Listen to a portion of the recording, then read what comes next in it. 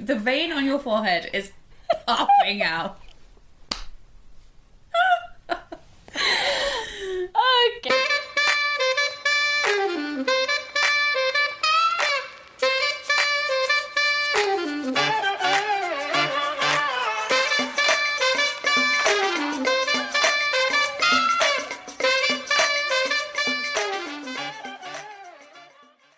Welcome to Brunch Book Club. The podcast where brunch, books, and booze collide. I'm Tara. And I'm Tati. And you Can sit with us! Woo! Yay! Pew pew pew pew!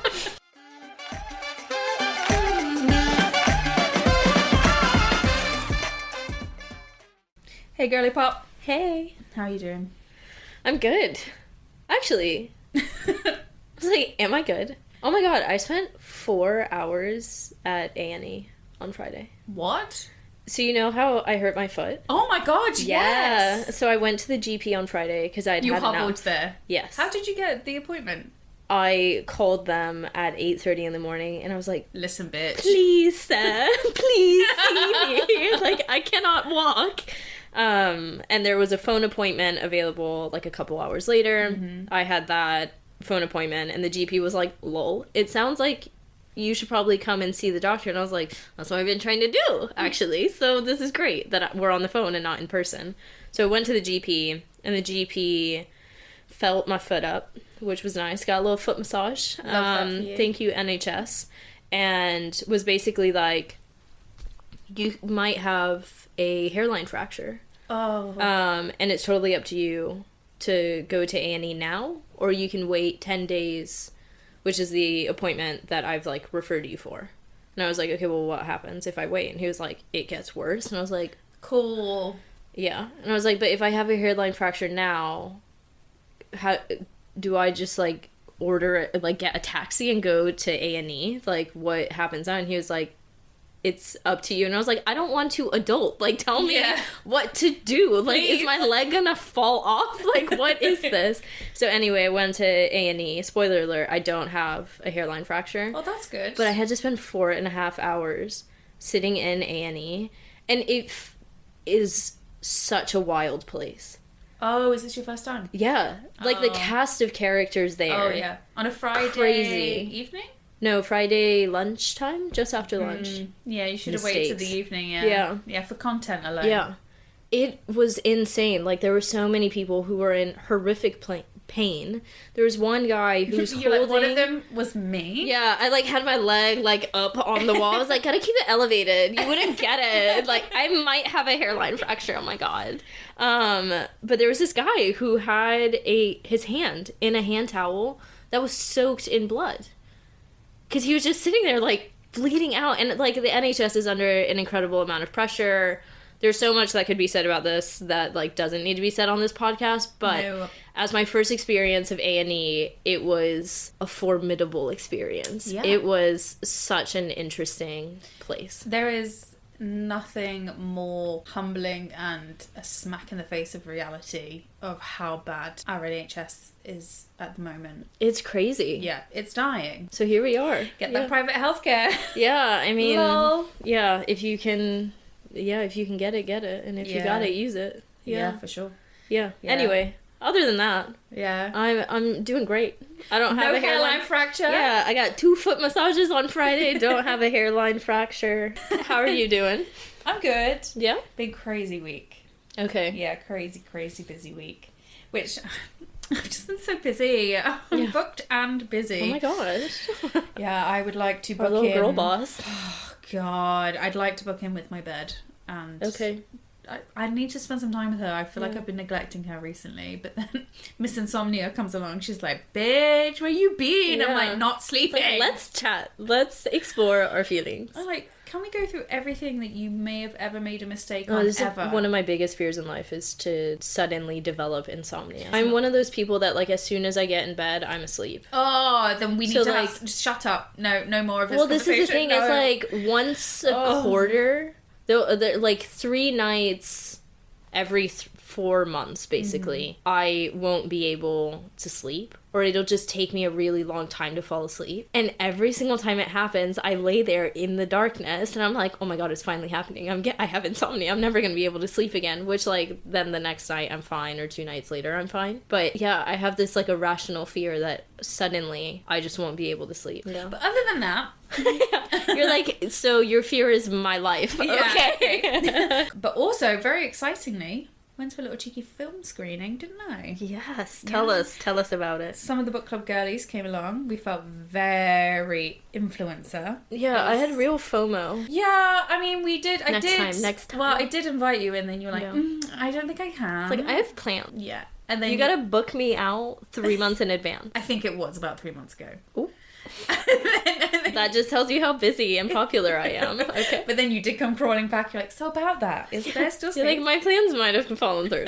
No, it's fine. How was the movie? It was American fiction. Oh, okay. Yeah, which is based on a book that an author that we read last year, actually. We read The Trees by Percival Everett, and this one is one that he published in 2001, and it's called Erasure. I think there's some really interesting rhetoric going around about how the film came to be and how meta it is for the content of the book versus, the fact that it's being made into a film, but it's a book about a book being made into a film, and it's very satirical. Layers. Yeah. There was a moment in the film that the rest of the girlies felt as well, where we were like, hold on a minute. Yeah. Is this Inception? Is it a dream within a dream within a dream within a dream? We don't know. But it was very, very good. And it's now been nominated for Oscars, and very deservedly so. Because I'm a film critic now. It was amazing. Yeah, I mean, you've been booked and busy. You said it was a busy week. Starting a new career. I am. That's crazy. You can catch me on IMDb, giving out ratings. On your letterbox. Yeah. Me and Ayo. A girl. You still haven't DM'd us. And we are still waiting. It's okay. I'm patient. Like, take your time. No, well, I'm not. Yeah. Please be my friend. Come to brunch, girly. Yeah. Also, we've got brunch coming up. Yeah. Yeah, it's soon. It's this week. Yeah, this week. Crazy. So exciting. It'll be nice to see everybody. Yeah, I can't wait. Yeah. If you didn't get tickets, girls, get on it. Sign up to the mailing list. You can sign up via our website, which is brunchbookclub.com. Or you can find us on Instagram at brunchbookclub pod or brunch book club. We've got two. They're sisters. They vibes. Follow both. Please do.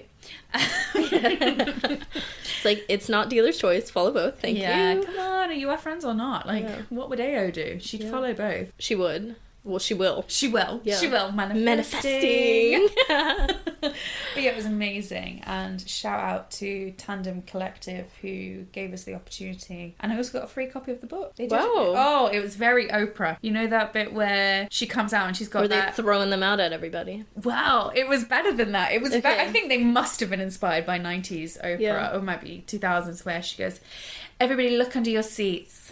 You get a car and you get a car and you get a car.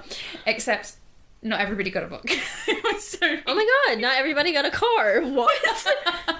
So they basically... Was it like every other seat or like very random? Very like one random. in a row? Very, very random. And this is how specific it was. She said there are 17 copies. 17? How many people are there? 50. Okay, listen, I know we talked about how The Hunger Games is the series that I would be in. It's over. Yeah. For you. Well, because I'm going to get the book anyway. I feel like you and I, we'd either have to tag team together, or I'd be like, bitch, I will give you a hairline fracture. And you'd be like, oh, you want to talk about sciatica? Yeah. You want to? I mean, this is the thing, is how many discs do you like? Like, if I went to... if I was there... and you got a book and I didn't, I actually would not speak to you for like 45 minutes. And I would know that I was being immature and it was unnecessary and I could just go buy the book if I really wanted it.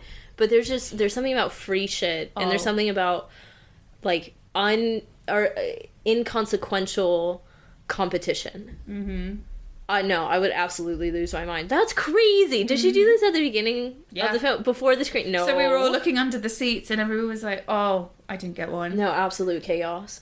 I think it's also... Just pull out a bow and arrow. Yeah, that book! Yeah. Or going in the tree. Yeah. I was potentially nursing a hangover. Okay. So naturally I had a massive tankard of wine.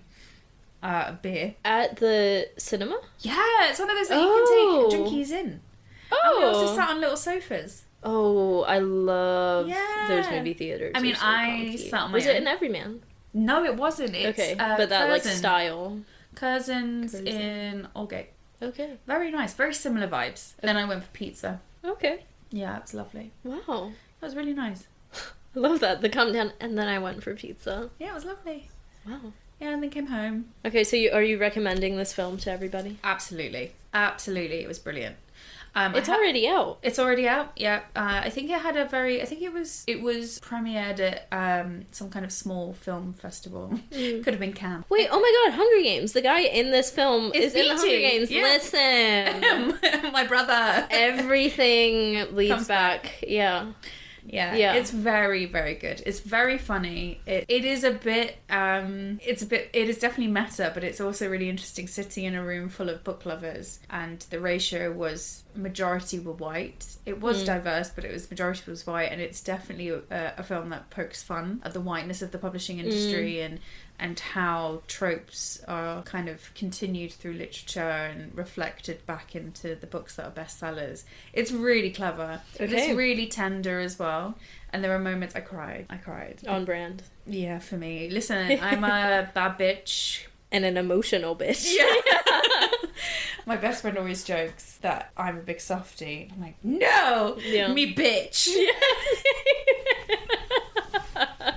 And then she's like, Keisha. Yeah. You keep telling yourself that. That's I'm like, fine. no, me bitch. Yeah. It's like, say it to me. Say it back. Or I'll cry. Yeah. I am Tara. Me bitch. My pronouns are miserable, bitch. Yeah. So it was brilliant. I would really... Great, so you're doing well. I'm doing really well. I'm crying now. Yeah. It was brilliant. Yeah, really, really good. Oh, good. I'm sad you couldn't come because I think you would have loved it as well. Yeah. I can't comment on, because we are those people who we go and see a film that's like, that wasn't in the book. That didn't happen. So I can't do that yet. Because now I got my free copy, I will be reading it. Maybe we read it for the pod. Yeah. And then we can have a little girl date. We can discuss the film. Yeah. I loved it. And if you haven't watched it, go watch it. Get your tickets. It's worth it. It really is. It was really quite profound as well. Okay. And hilarious. Oh, good. Okay. Yeah, really funny. Oh, I'm excited. Yeah, I really want to go and see it. Maybe. Yeah. But now, girlie, what are we drinking this week? This week. I'm excited for this one. Are having... Don't have any eyes. We are having Betty Buzz. Yes, off of Blake Lively. Yeah. Which is lovely, actually, because she doesn't drink herself, and you are still in your sobriety. Yeah. Era. I'd rather it not be a full era. I kind of like era because it's like, ooh, interesting. That denotes a very long time. 6 weeks is a really long time. It's an era. To be fair, if you make it through our first brunch bat, yeah, you can slap that era. Ladies, hold me accountable this weekend. Yeah. Yeah. Because I will not. It's like my skill might be making mimosas, but this weekend it will just be For having other people. orange juice. Yeah. Aww. Well, this is the beauty of Betty Buzz. She knows her non-alcoholic. It's very difficult to not drink because you've got sodas that are really sugary, or you have water. Yeah. And that's part of her whole marketing is she's catering to those who don't drink. Yeah. But also, can confirm, I'm not doing the non-alcoholic version. Again, also on brand. And I've added tequila as per their recipe. They have, on their packaging, they have little recipes of how to make it. So I've added tequila mine. And it's delightful. Which flavour is this one? This is the grapefruit. So you've got a little paloma happening in your glass. And I have to say, got... hate grapefruit. It's so nice. But this is delightful. Yeah, I feel like grapefruit can be really tart and bitter, but this has a nice, like, sweetness to it. Yeah, but not really sickening. Yeah, I mean, no. She does say to rim with salt. Yeah. No, I just lied. She rims the glass with sugar. Yeah, it was like, okay, well, we didn't do what she suggests, but okay. It's like this moment of internal panic. I'm like, oh my god, we did it with sugar. Maybe that's why it's sweet. Well, you read it, so... Yeah. Yeah, it's sugar. But the drink itself doesn't taste overly sugary. No, it's really nice. Yeah. Yeah, so I basically- would have this again. Oh, for sure. Yeah. Shout out to Blake. Yeah, shout out to Cheers. Blake, shout out to Betty. Yeah! Cheers to the drink of the week.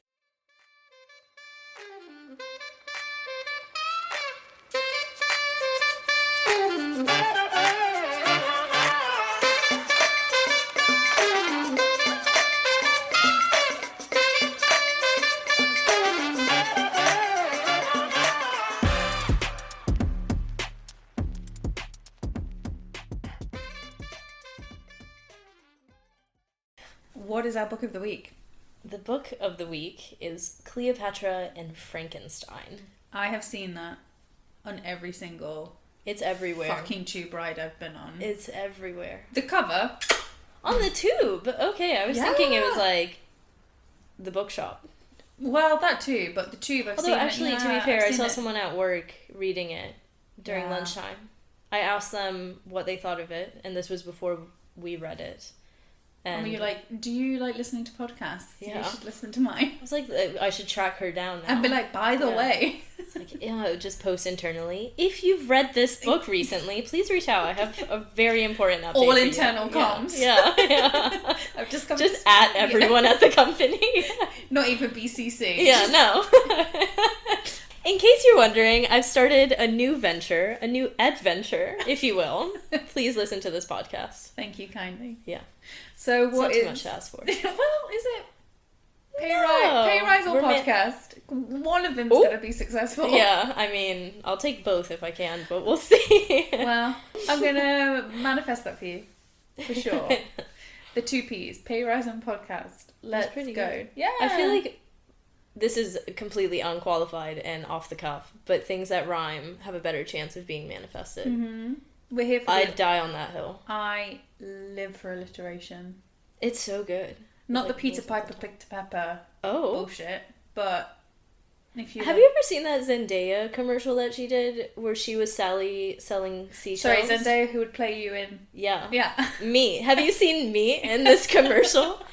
Yeah, she did it with like Amex or something a couple years ago. Surely it wasn't Amex. No, but it was like a bank. And the whole thing was that, like, Sally is, like, this small business owner selling seashells by the seashore. Sally sells seashells by the seashore. Yeah. So they had her, and, like, I'm pretty sure it was a seashell bikini top. Yeah. But maybe I'm just putting Little Mermaid on the shore. I don't know. The point is that I was in this commercial, and I did incredibly well. Was Daddy Triton there? No. He would get it. He could get it. Yeah. I mean, we could do a whole... Yeah. I've got a top 3. Oh. Yeah, Disney Kings. Kings? Oh. It's tough. It gets tough in the top 3. Triton. Yeah. Oh, yeah. Ariel, also get back in the fish tank because you're 16. Shut up. 14. Oh my god! Yeah. Okay. Next one. Shang. Oh, yeah. Shang's schlong, I'm sure, is massive. Yes. Thirdly, 0 personality, but for the looks alone. Is it Flynn Rider? He's got a personality, you're joking? Oh, yeah. I actually slept with somebody who reminded me so much of Flynn Rider. Really? Yeah. Similarly, also Prince Naveen, annoying and played a ukulele. Prince Naveen. Oh, from The Princess and the Frog. Mm-hmm. Yes. Annoying. Yeah, but his accent. Oh, the character that I really love from The Princess and the Frog. The Firefly? Yeah. No, stop. With Evangeline? Stop. No, because he dies. The Firefly's life is so short. And then at the end, you see the little star next to Miss Evangeline in the sky. The way that I still weep every time I see that scene. It's the best. It's the best. The last Disney film that made me cry was Coco. Oh, Coco's Remember Me? Yeah. It's like, I'd rather not. I'd rather not. Yeah, no, I can't. No. It's like, this was nice. I'd rather a Please baby Guinness. Let me forget. Yeah. Yeah.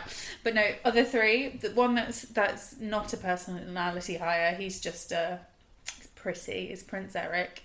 Because he's pretty, but no personality. Have you seen the live action Little Mermaid? Not yet. Okay. The other one, Rogue, but I know that there are people who would agree with me. The fox from Robin Hood. Everybody always says that. The vibe. He's a vibe. I'm so concerned. I mean, it's the same with, like, Mufasa. Yeah, like, I get it. But it's also like, y'all, we really need to have a look in at ourselves. I'd rather Scar. And that explains that my says dating so much. That says so much. And anyway, so Cleopatra and Frankenstein. Can you give us a synopsis, please? So it all starts in the Great Plains of Africa. You must never go there. Yeah, a new king is born. No, I'm kidding. Humma, humma, humma. Yeah.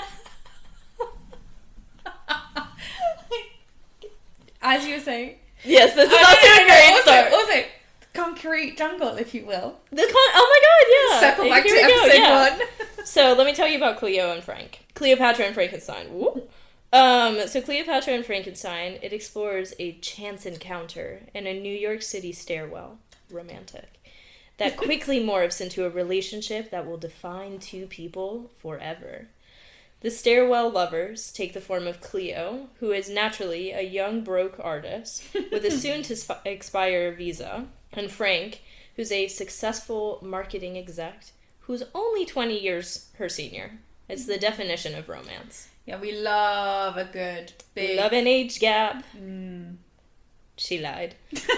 So as all great stairwell love stories start, these two run headfirst towards each other and away from deportation with the hope of love, stability, passion.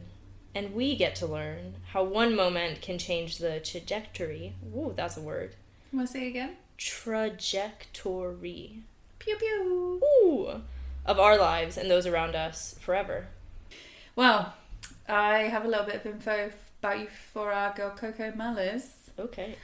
Which I think actually... What's the tea? Well, what's the TT? She... When you get to know her a little bit more, a lot of the storylines and arcs make a bit more sense. Okay. Yeah, so buckle in. Like Cleo, she's from London. No way. Yeah, and she moved to New York as a teenager. How's that peppermint tea going down? That is a check. Yeah, tick. Yeah. And actually, she is very smart. She's a smart cookie. Okay. She did her MFA in fiction at NYU. Okay. Yeah, okay, girl. Yeah. Get them degrees. Yeah. We love it. We love to see a graduate going on and graduating again. Yeah. She also started writing Cleopatra and Frankenstein when she was the grand old age of 25. Oh. And Cleo's only 24. And much like her protagonist, she is also very blonde and very youthful looking. That is a check. Okay. Yeah. It's not a biography. But maybe. Inspiration everywhere. Maybe it's like her alternate self in a different dimension. Well, that would be interesting. And we'll unpack that later. Okay. But no spoilers. No spoilers, guys. Listen, we're neutral in this section. Mm-hmm. But interestingly, though, she, as I said, she started writing it at 25, but it didn't come to fruition, come all together. She pitched it to many, many people, and it was rejected multiple times. And it didn't. That's really tough.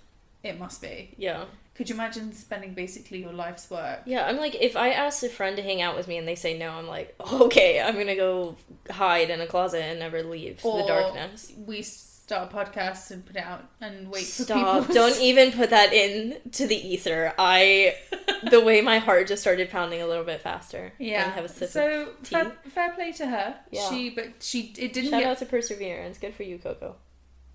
But so it started. She started when she's 25. She carried on trying to pitch it. Didn't actually get bought until she was 30, and then it didn't get published until she was 32. So I think she's around 34 now. Okay. Because it exploded last year. But interestingly, especially when we come on to the themes that are in the book, she got sober at 26. Oh, wow. Yeah. And there's a lot of trends at the moment with people deciding to go sober, and I think, you go, girl. Yeah. You do what's right for you. Not the life for me. I love a vino, but I think, really interesting. But she framed it as the beginning of the most beautiful part of her life, and it was a real fertile part of her life where she was really inspired by the things that were happening in her life. And she met her now husband during that period, and then they moved to LA and now live there.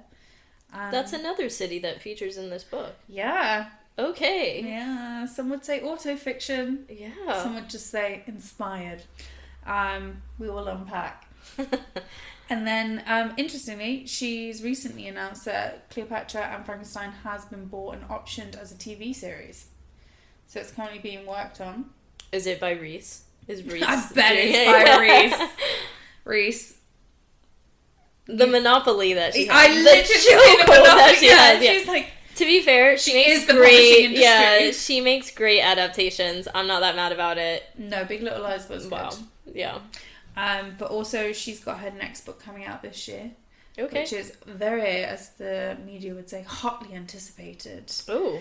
Sophomore album is Blue Sisters, which is coming out in April. So listen to our review. Maybe go and pick that up from your bookstores in April. But I'm intrigued to read it. I've seen the cover and it's as sexy as Cleo and Frank. It does have a beautiful Let me rephrase that. cover. As sexy as Cleopatra and Frankenstein, the book, not them as character. Oh. Okay. Tell me what you think. Initial thoughts. What was the point? Yeah. That's the thought. Okay, that's what we're going with. It seems so kind of rudimentary and basic to reduce it just to that, but I read it and I was captured by her writing style, and it did keep me engaged to a degree, but I got to the end of the book and I just thought, what was the fucking point? Yeah, what's the takeaway? There was none. the reason? What was the reason? I didn't feel that strongly, but I was just like, pfft. Yeah. I don't know what the lesson was meant to be, but equally I don't think you always have to have a lesson. That said, it didn't land with me in the way that I thought it would, so... Yeah, I think that's fair, because even based off of my synopsis of the book, it is meant to be the story of understanding the impact that the decisions that you have on the people around you, and how two unhealthy people, when they collide, how the wake of destruction that leaves. I think that was very evident throughout the book, but the, so what and, redemption arc, I think was a bit lacking for my preference. Okay, we can get into it, because we will, but I think to set the scene, let's just run through our key players, key characters, and our initial thoughts. Okay, so I'm gonna lead, okay? I hope you don't mind. Frank, address your fetishization of youth, please, sir, and also accept your average, at best. I wrote for him patriarchy defined, and also contact lenses. Please. For those on audio, I just pushed my glasses. We are both wearing glasses and we are both offended. Okay, Cleo, leave the soil alone, bitch.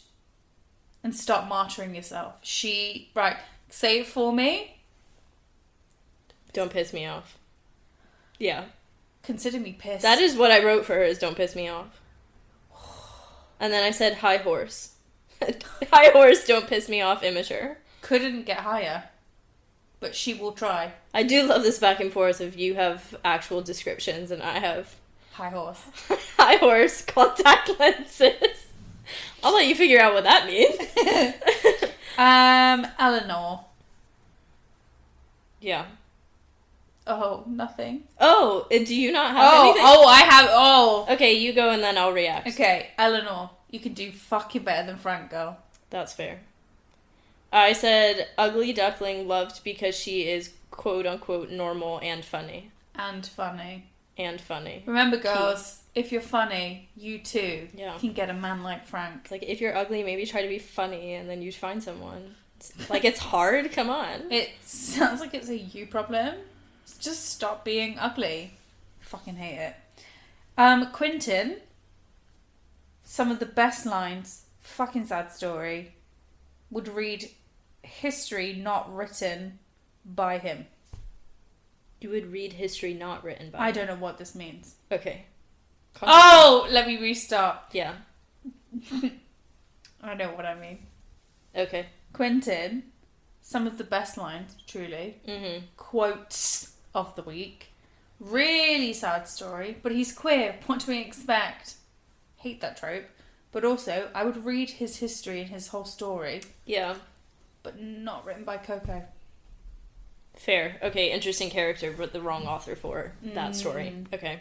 I put LGBT character. Sad. Unnecessary. Yeah, I think he's unnecessary because he only seemed to serve the sad queer story. Also, lol, me would read history. As his story. Hello. It is his story, is what I meant. Zoe, insufferable. Oh, I said irrelevant, satisfying conclusion, brat. Anders, you'll love this one. Elder fuck boy. I actually didn't even write him down. But Anders' quick reaction, why? Walking red flag. Yeah, the largest collection of red flags you've ever seen in your entire life. You know when you see at sports, when one person is like humongous flag that they're moving with their entire... That's him. Santiago, sweet baby angel, justice for him. Yeah, I said 10 out of 10. Yeah, the most decent of them all. Although I wonder, is that because we didn't get to know him? Because he appeared, 4 times in the entire story. Yeah. And it was to, cook people food, which is, but the way he showed up for Cleo... Yeah. With the cooked food, because he knew that it's... and they wouldn't let him bring it in. Stop. Yeah, Don't piss me off. Justice for him. Audrey, question mark. Don't remember much, but love your free drink game. Who is Audrey? Her best friend. Oh, the best friend. Oh, she yeah, was they were like the one. bar, the bar girly. I refer to her as the black one in the derogative way she was written. Woof. Because I hated it. It's like, I will serve no purpose just to make lols and jokes. And we'll get into it. And then finally, Jesus, justice for Jesus. Yeah. Get that hashtag going. You deserve so much more. Yeah, I said MVP fave character. She really was. So anyway, now we have our roster of characters, all of whom we don't like bar 2. Let's talk about it. Yeah. Just before we dive into it, I feel like it must be mentioned that the book accelerated at incredible speed from the moment that Jesus died. Yeah, I have to agree. I was absolutely not prepared first for her death, R.I.P. Jesus, and then for everything that happened after that. It just came like a shot out of the dark. I was not ready. I found that very jarring. Yeah, but then what really got me from the beginning was I found that the start, the way that they meet, I did think, that could happen. I talked to fucking everyone. Fun fact, went out on Saturday, woke up to 5+ followers to Brunch Book Club, because drunk Tara loves nothing more than networking and marketing Brunch Book Club. So I was like, yeah, I will talk to anybody when I'm drunk. So, especially in a stairwell. Well. Because also, what's he doing chirping a 24-year-old? Also, I don't care if you're at the same party. You only know her because the hostess. There's such a disparity of power there. Yeah. Why are you following the 24-year-old out to her grotty? And walking her home. It's weird. You are old enough to be a nut. And I took a real issue throughout the book with the age gap and the way that he always refers to her age in a very sexualized way, to the point that there's a quote where he says, why is it so bad why can't I acknowledge her youth and innocence? And because it's fucking weird. That's why.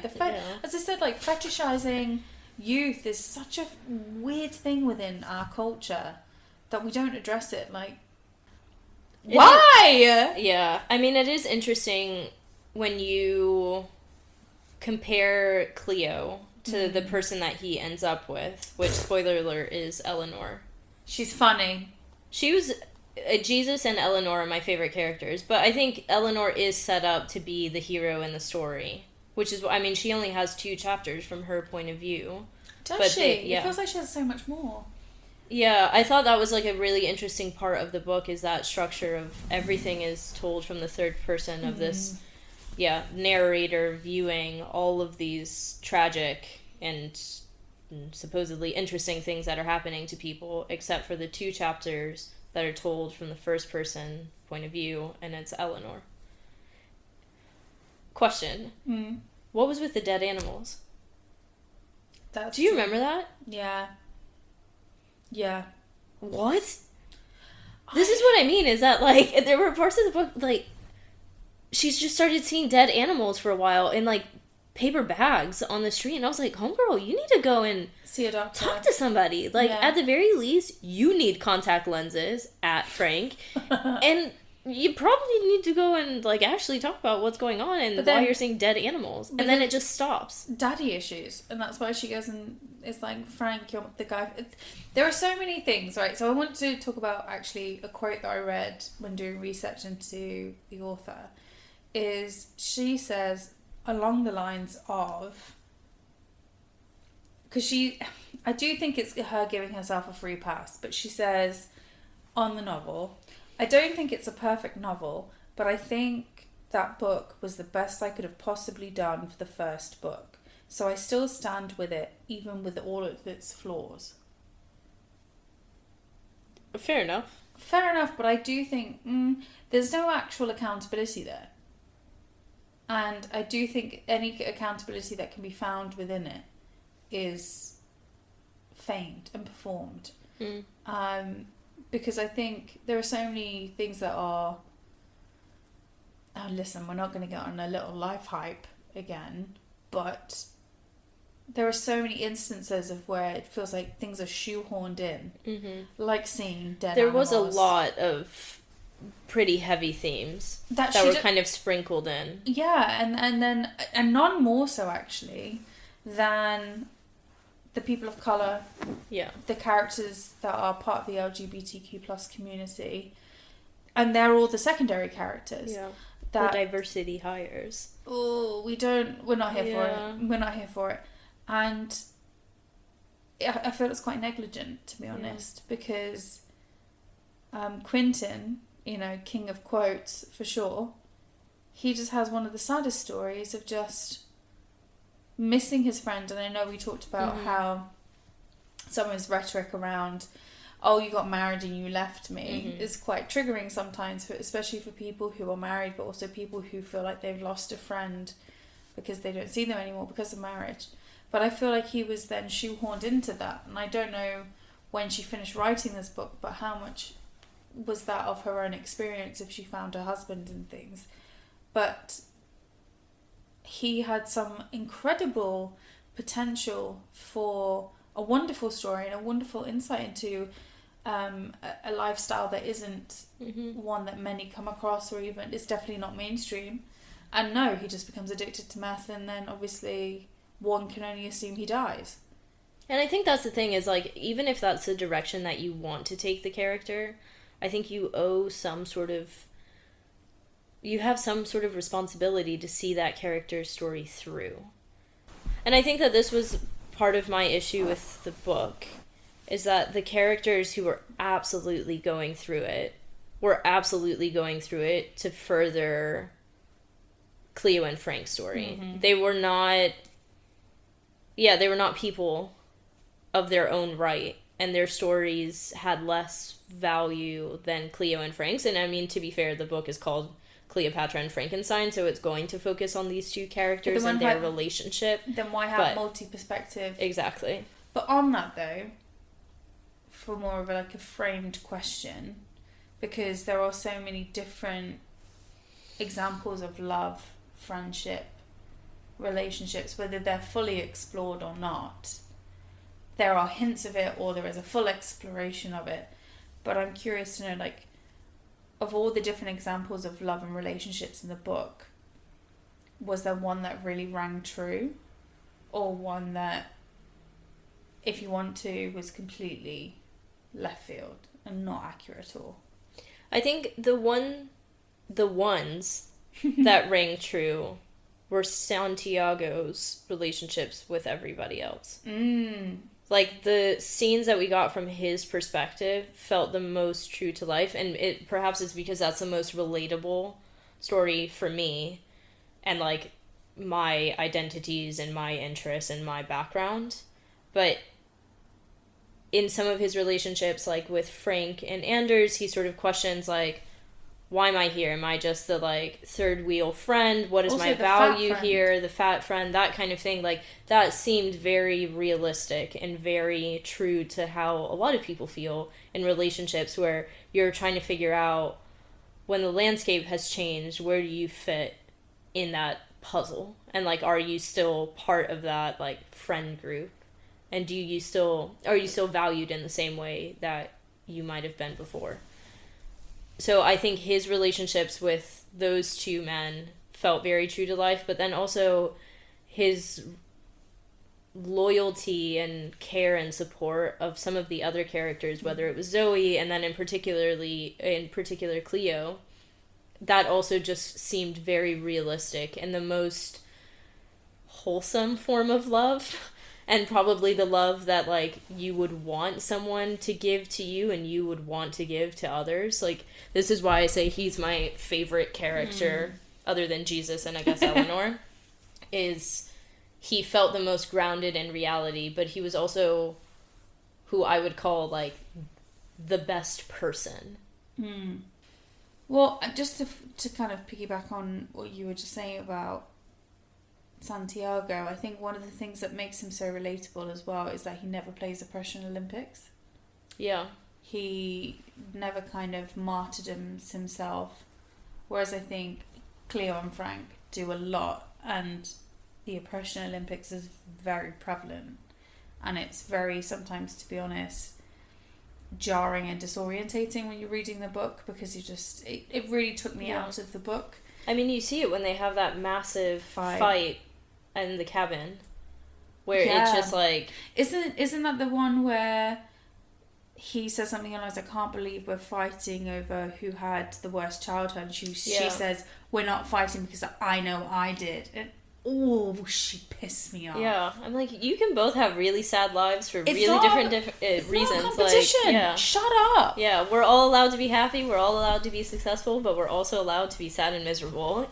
It's not a competition. And this is what's really interesting, and I think Cleo, but to a degree also Frank, shows her age or immaturity, where she still views it as a competition. But I kind of want to say to her, girl, what did you win? Yeah. What did you win in that argument? What did you win overall? Well, I think it's like she won the right to be sad. Well, to be worse than him. Oh. To treat people worse than him. To treat herself worse than she imagines he treats himself. Because she is quite...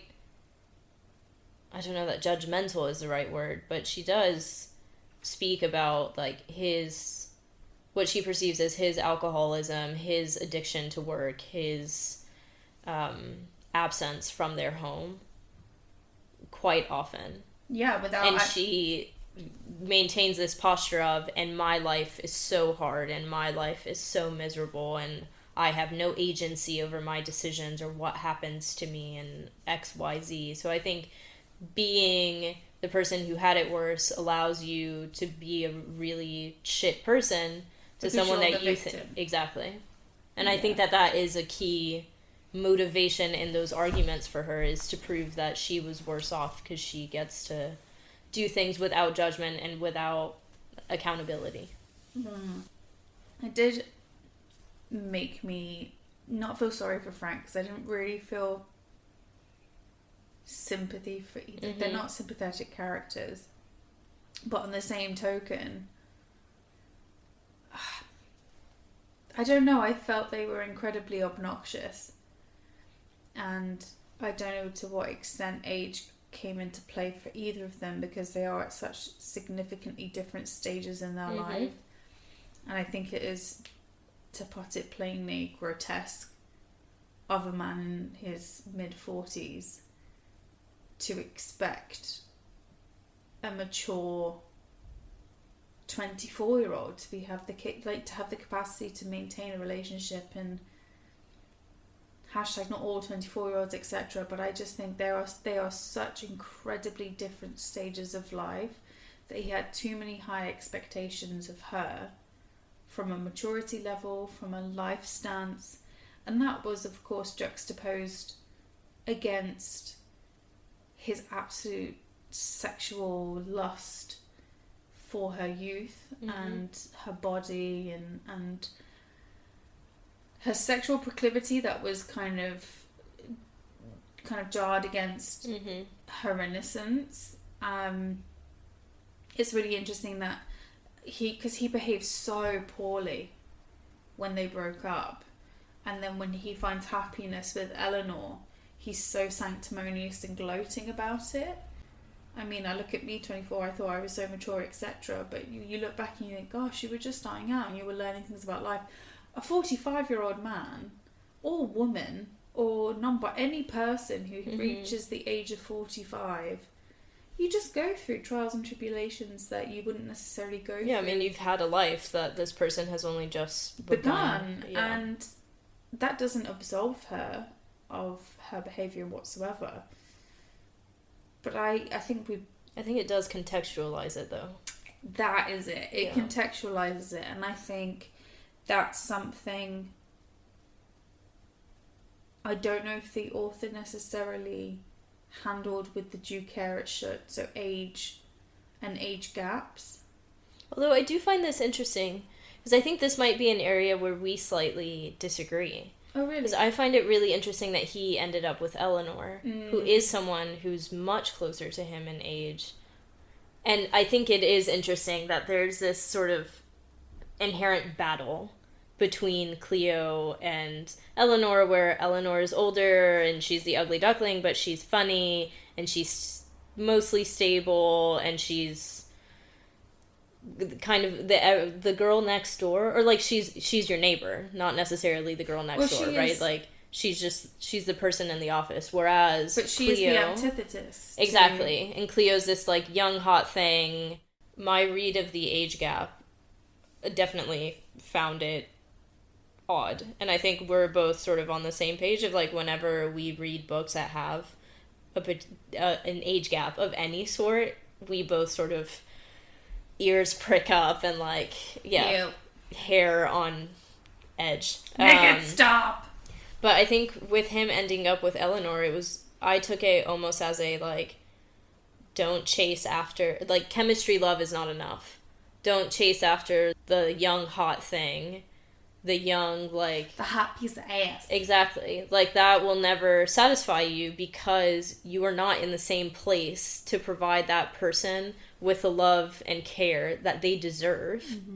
And they are also not able to do that for you. And you also deserve love and attention that is affirming of you, but also holds you to account in a way that someone who is 20 years younger than you probably can't do. So I found it really interesting that there was this huge age gap between Frank and Cleo, but then Eleanor arrived sort of in the middle of that. And how that changed the dynamic of how age was discussed in the book. But I do think it's Frank who... I love that you're like, no. No, I agree. I just think it's interesting, though, that Frank kind of reduces Cleo to this hot piece of ass. Yeah. And then is astounded that she is actually a human woman who has feelings. Who's absolutely going through it. Is messy. Yeah. Is because I think Frank did see Cleo as this really like hot thing. You know, it's never actually touched upon in the book, I don't think, about he's middle-aged, is he having a crisis, does he make, you know, there's this whole saying of like you're only as young as the person that you feel, as in literally the feeling up of a person. And it just made me think, no, well, one, Frank, you're a piece of trash, but I think it was a disservice to Cleo. And also she exhibited much more mature approaches to things sometimes than he did, but he had such a sanctimonious approach of judging her because he was older, but then literally in the same sentence, but that youthful body though. Yeah. Shut up. So and he's also, going in the bin. But we don't like him. Did you notice though as well that with Eleanor doesn't talk about her sexually at all? Yeah. I guess the only thing that he really mentions about her is like she's kind of meh to look at, but she's funny.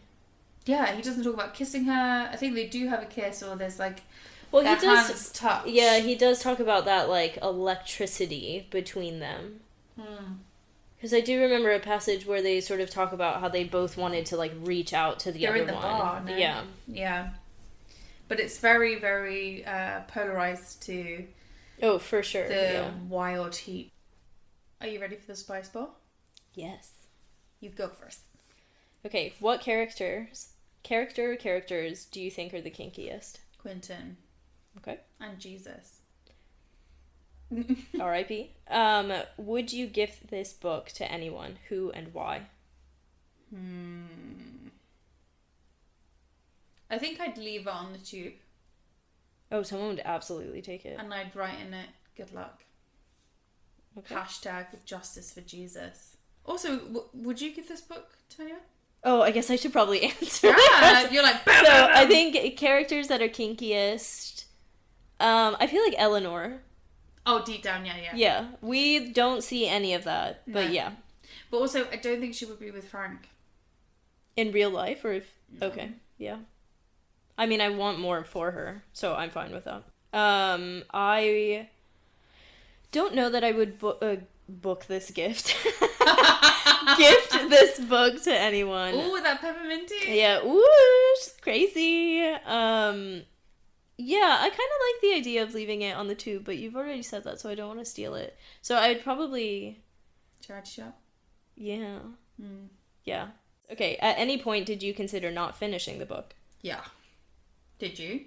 Yeah. I really wanted to drop it after the dirt scene. It just...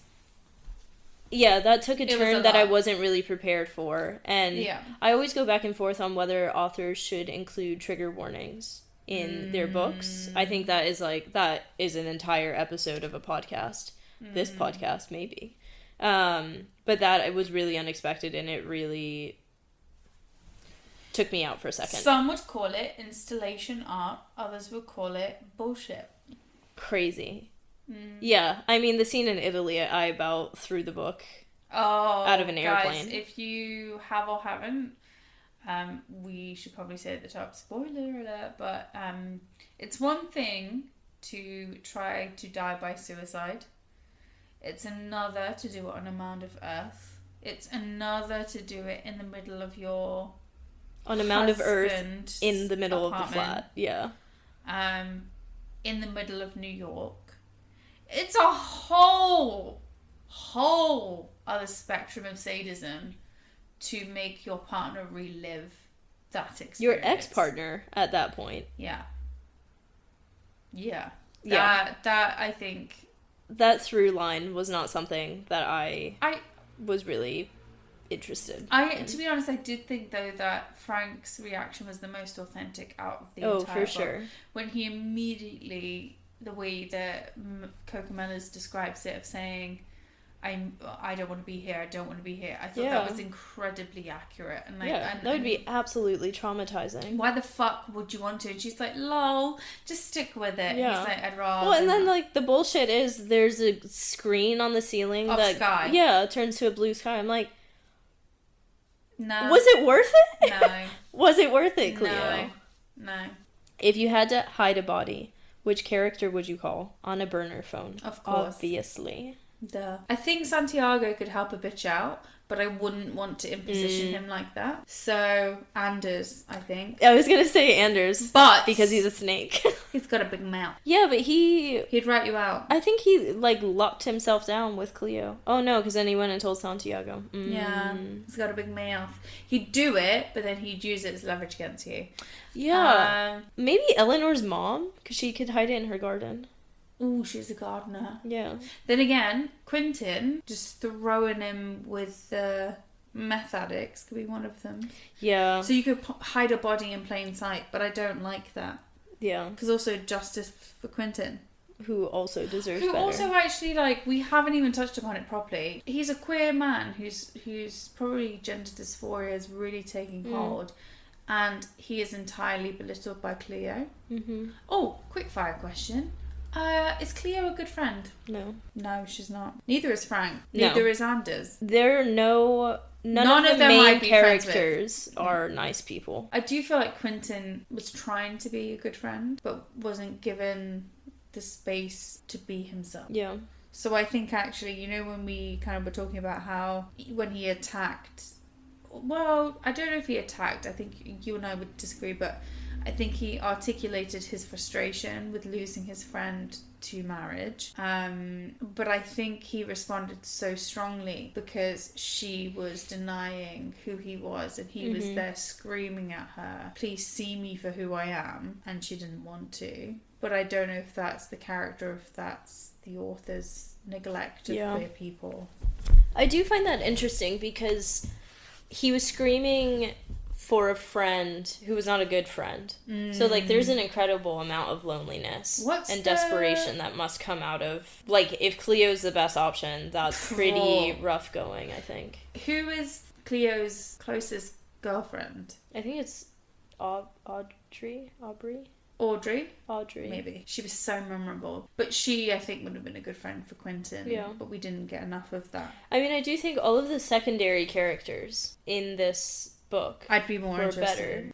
Who would you ask to help you hide a body? I'm sticking to it. I would call Eleanor's mom. Yeah, like when they're planning the wake for Eleanor's father. She's been caring for him while he's been in hospice. And she's talking with Eleanor and Eleanor's brother about what is the priest going to say if you're not sitting for X number of days in mourning. And she goes, I'm going to say, so what? And she has this, I can't remember the quote now, but she has this line around the beauty and freedom that comes in those two words of saying, so what? And I absolutely love that mentality, and I think that she would be so down to hide a body. Back to the spice bowl. My lips are a-tingling, if you will. Would you read the book again? I would not read the book again. Shocking. Yeah, I think the book was fine. Yeah, it didn't really leave an impact for me. The characters that I enjoyed the most, we spent the least amount of time with, those being Santiago and Jesus. And R.I.P. Yeah, I didn't like the main characters enough to really read or want to read their story again. So, yeah. I think it's very rare, though, that I've ever wanted to reread a book. Yeah. And I think the ones that I would reread, we could do a whole episode on. Because they really resonated with me. Yeah, but it's the ones that stick with you. For better or worse. Yeah. Yeah. This is not it. Yeah. To be frank. Lol. To be frank. Yeah. Ooh. Wait. Well, don't be. Don't be. If any advice, don't be. Be Santiago. Oh, don't be Jesus, because R.I.P. Oh my gosh, yeah. But I wouldn't. Yeah, you're the same. I think this was just like, this is a book I read. 1000%. I wouldn't go as far to say I wish I hadn't read it. Yeah. Because I felt obligated to in a way, because it was just all over the tube. It was all over. Yeah. I knew many people who had read it. Yeah. Or were reading it. So I felt like I needed to be part of the gang. Club. Yeah. But it wasn't worth my time. Yeah. So no, I wouldn't read it again. I liked it because I was reading it at the same time as you, albeit you started earlier than me, but then I read a lot of it and then I was past you and I was saying, yeah, I'm not sure about this one. But it definitely gave us a lot to talk about. Yeah. That being said, I know we touched upon it earlier, but we have to put it somewhere in the We have to give it a home. P realm. So where's it going? The bin? The official BBC P shelf? Or is it going to the charity shop? You can't say on the tube because you already said it. Y'all, this is so hard. I love a sexy cover. What was the review that you read? It was sometimes you read a book because it has a pretty cover. And that's okay. And that's exactly, what this was for me. It's such a beautiful cover. And maybe it's my vanity, but I want her on the bookshelf because of the cover. I think if I was being stricter with myself, I would take it to the charity shop. And I'm sure it would get picked up within 5 seconds of getting put on the shelf. But she's so pretty, I want her on my shelf. What about you? Where's she going? Oh, God. I feel I've now set the kind of parameter is if it's going in the bin, is it a little life? and that it is not. That was going in the recycling bin, though, to be fair. To be fair. Yeah. So yeah, this one can go in the bin. In the recycling bin? No. Oh, okay. Just...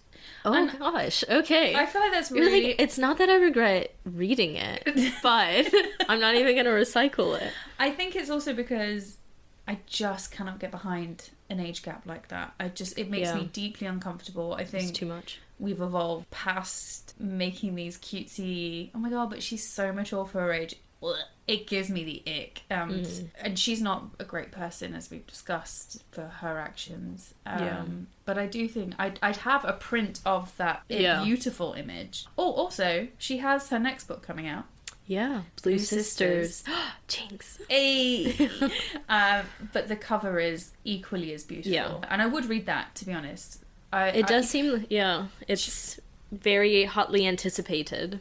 Well, yes. And also we've talked about, that the book, she wrote it when she started writing it when she was 25, and then it didn't get picked up until she was 30, not published until she was 32. So I'm interested to see how her writing's evolved. Change, And her life experience. Yeah. I don't know if she's still sober. She's married, she's a mother, like so much has changed. She's lived through a pandemic. Like, I wonder how all of these things will have impacted change her writing and her characters. Exactly. And maybe they won't be as two-dimensional. Horrible.